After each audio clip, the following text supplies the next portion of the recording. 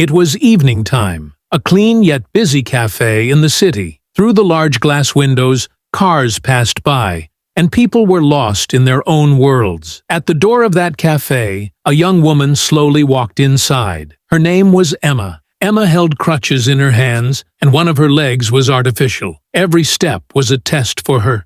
Her face was beautiful, but her eyes carried a strange tiredness, a silent fear, as if she were already apologizing to the world for not being complete. Inside the cafe, at a table, a man sat with his 2 children. His name was Daniel. He was a single father. A little girl sat on his lap, while his older son sat quietly on the chair beside them. As soon as Emma entered, the children's eyes fixed on her.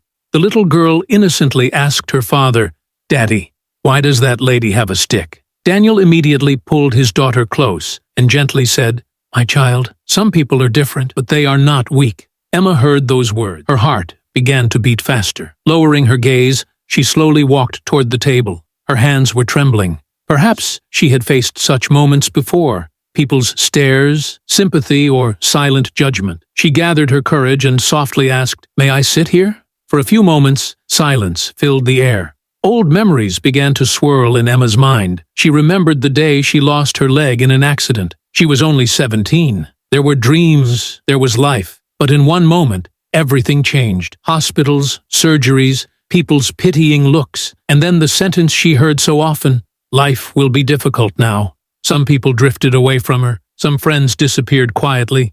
Even the idea of love became just a dream for her. At that moment, Daniel pulled out a chair and smiled. "Of course, you can sit here. This place is yours." Emma's eyes filled with surprise and tears. She sat down gently, as if afraid the moment might break. The little boy kept watching her carefully. Suddenly, he asked, "Does it hurt?" Emma replied with a soft smile, "Sometimes, but I am strong." Daniel looked at his children and said, "This lady is the bravest among us all." Those words sank deep into Emma's heart. Tea arrived. Conversation began. Emma shared that she was an artist. She painted and hid her pain in colors. Daniel shared that his wife had passed away from an illness a few years earlier, and since then, he had been raising the children alone. Their pains were different, but their feelings were the same. Emma softly said, "Most people look at me and only see what I lack." Daniel replied, "And I often see in people the lack of humanity." It felt as if time had stopped. When Emma stood up to leave, she felt that she was not alone anymore.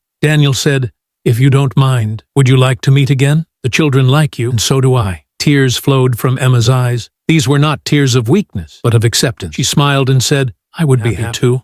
As Emma walked out of the cafe and looked back, for the first time, her crutches did not feel like a burden, because today, someone had looked at her not with pity, but with respect. If you liked the video, please like and share to the friend.